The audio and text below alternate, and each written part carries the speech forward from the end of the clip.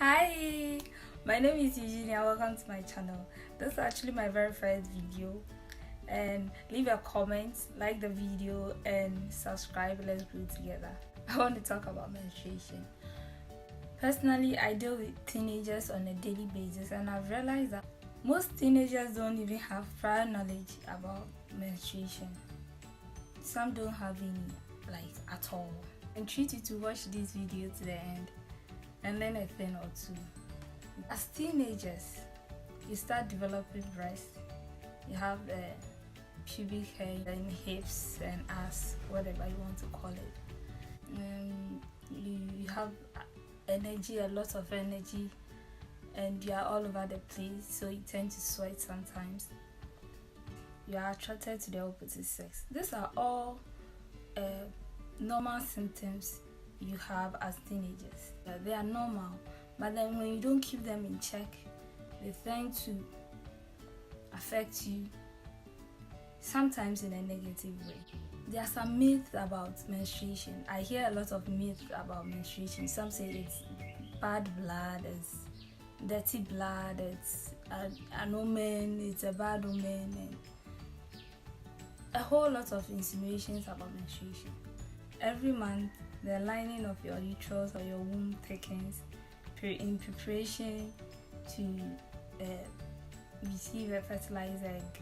If this egg doesn't fertilize, if there's no fertilization, it just releases that tissue and blood in the form of menstruation. So basically, that's just the meaning of menstruation. It's the body getting rid of unneeded blood and tissue.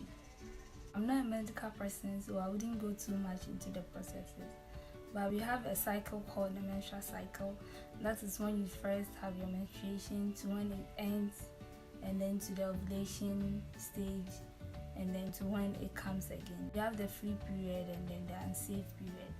Basically, the free period or the safe period is when you can have sex, and the chances of you getting pregnant is nil or very slim, like it's non-existent or it's very slim.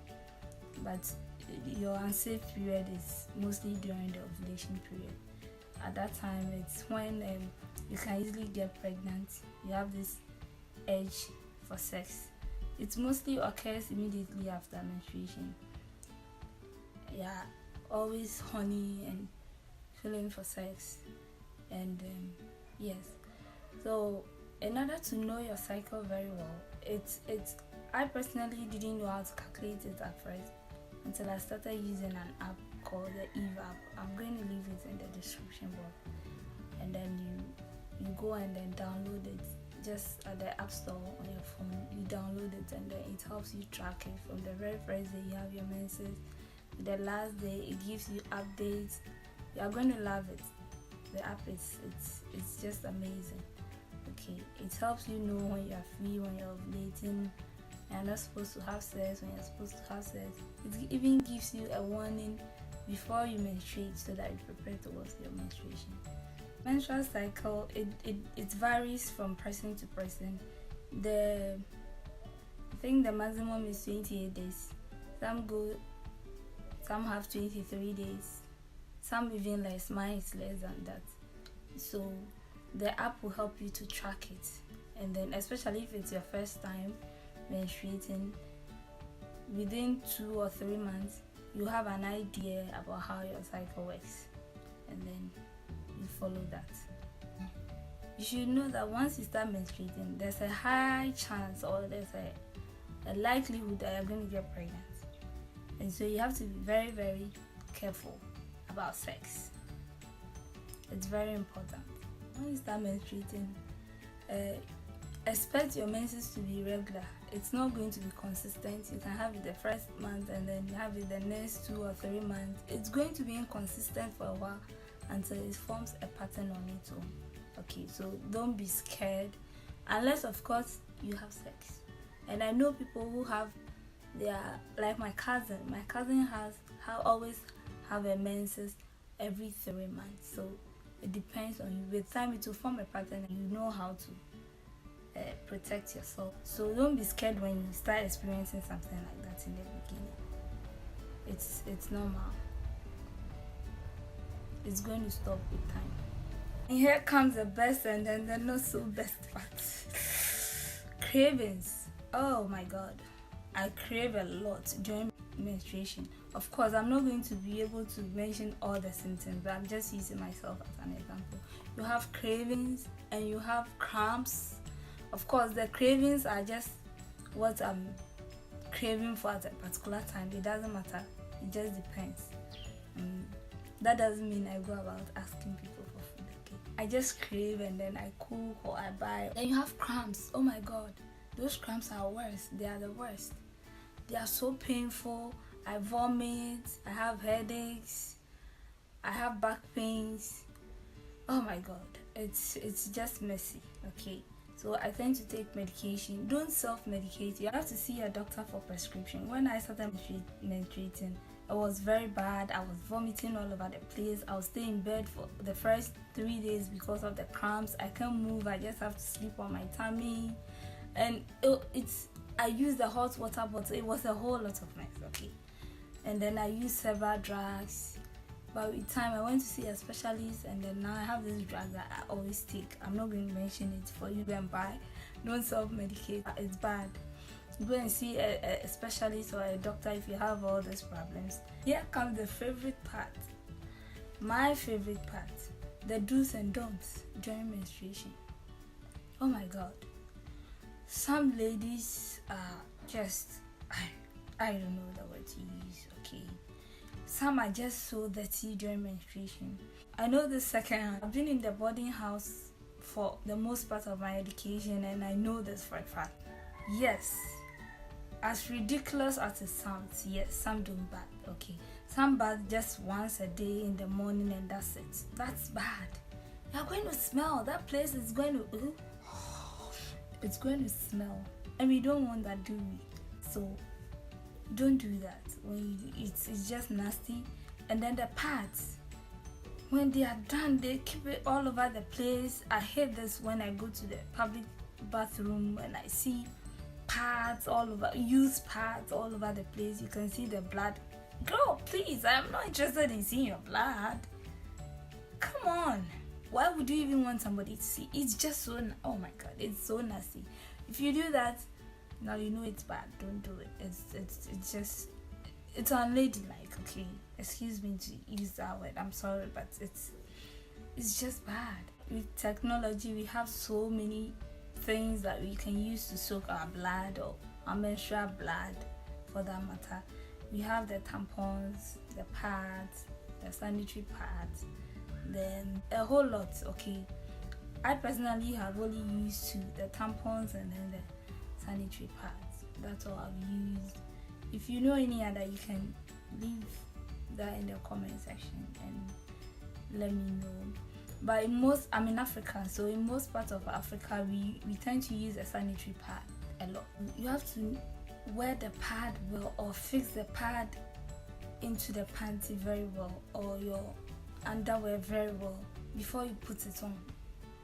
If you don't wear it well, you don't fix it well, you're going to definitely get soaked and always having blood in your clothes, and it's just not a good look, okay? Especially when you're in a public place, it's very embarrassing, okay? So I'm going to show you what to do to prevent that.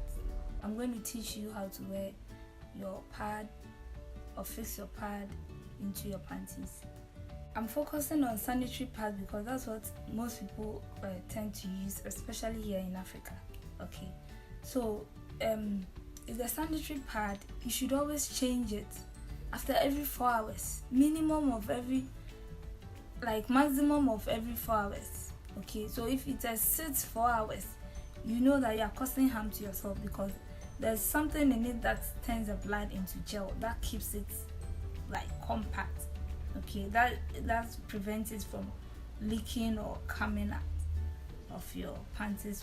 If you keep it there for longer hours, it tends to affect you. It can even affect your fertility. So please, you should always change your pad after every 4 hours maximum. Okay, you should always change your pad after every 4 hours. I know some people will say it's a whole lot of money, but then when you are infected with something that will cost you a whole lot of money to see specialists to cure, it's way more expensive. Okay, so prevention is better than cure. If you are using sanitary pad, change your pads after every 4 hours, maximum of 4 hours. You should. When you are buying a sanitary pad, you should bear in mind that we have heavy flow and normal flow. Pads for heavy flow and then the normal flow. I'm not talking about the brands. I think every brand has that, and so you should know yourself and then you buy accordingly. I flow heavily, so I tend to buy the pads for heavy flow. You can also buy a mixture of the heavy flow and then the normal flow, so that the first 3 days you can use the one for the heavy flow, and then the last 2 days you can use the one for the light or normal flow. Have you had this experience where after your normal duration of flow, you maybe after 2 or 3 days, out of the blue, you have your menses, or like there's blood flow again? That is so disgraceful. It has happened to me twice before, way back in SHS, and it wasn't good. So since then I menstruate 5 days, so I keep the pad in there for 2 extra days. Mostly I use the panty liner just in case it comes, then I'm sorted. Okay, I wouldn't be disgraced in public or anything. Okay, so let's just go straight into the demonstration so that you get all that I've said better. Okay, or all that I'm saying better. So I'm not making an advert for anybody, but this is a pad that I tend to use. I've used this like since I was 12 when I started menstruating. So it's my companion, my menstrual companion. Oh, I love you. So yes, this is what I use. Let's see what is inside. This is the maxi take. Okay, it's for those who flow heavily. And with always, the one with the blue is for heavy flow, and then the one with the like this, the blue packaging, is for heavy flow. Please watch the part 2 in the next video.